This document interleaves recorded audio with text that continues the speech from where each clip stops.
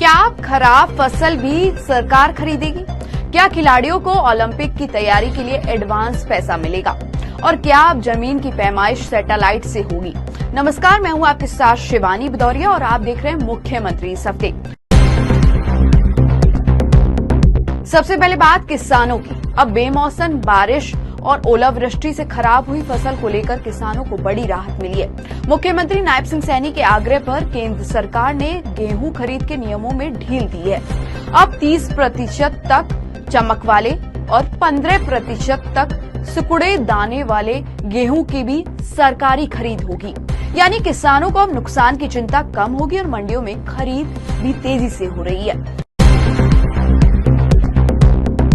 अब बात खेलों की। हरियाणा सरकार ने मिशन ओलंपिक 2028 को तेज कर दिया है। खिलाड़ियों को अब देश विदेश में ट्रेनिंग के लिए एडवांस पैसा मिलेगा। साथ ही डाइट भत्ता 400 रुपए से बढ़ाकर 500 रुपए कर दिया गया है। और अच्छी बात यह है कि अब गैर ओलंपिक पहलवानों को भी कैश अवार्ड देने की तैयारी है।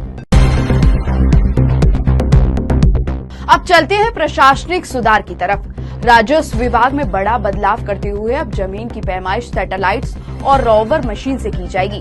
इससे गलतियों की गुंजाइश कम होगी और जमीन से जुड़े विवाद सिर्फ 7 दिनों में सुलझाए जा सकेंगे। इसके साथ ही तहसीलदारों में लंबे समय से खाली पड़े पद 333 पदों पर पटवारियों के प्रमोशन का रास्ता भी साफ कर दिया गया है। अब बात आपकी सेहत से जुड़ी। हर घर तक शुद्ध पानी पहुंचाने के लिए सरकार बड़ा अभियान चला रही है।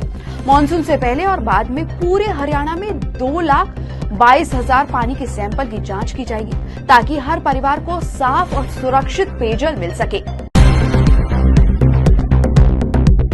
अब बात आम लोगों के घर के सपने की। प्रधानमंत्री आवास योजना 2.0 के तहत 2,646 नए मकानों को मंजूरी मिल गई है। प्रधानमंत्री आवास योजना के जरिए अब गरीब और मध्यम वर्गीय परिवारों को अपना घर पाने का सपना जल्द पूरा होगा। और आखिर में भर्ती प्रक्रिया। सरकारी नौकरियों को पारदर्शी बनाने के लिए पंचकुला के ताऊ देवीलाल स्टेडियम में डिजिटल मशीनों से फिजिकल माप परीक्षा शुरू हो गई है। हरियाणा कर्मचारी चयन आयोग के इस कदम से अब भर्ती प्रक्रिया और ज्यादा साफ और आसान होगी। इस परीक्षा में करीब 2,70,000 अभ्यर्थी शामिल होंगे। तो ये थे हरियाणा सरकार के इस हफ्ते के बड़े फैसले। ऐसे ही अपडेट के लिए जुड़े रहिए। मिलते हैं अगले हफ्ते नए फैसलों के साथ। नमस्कार।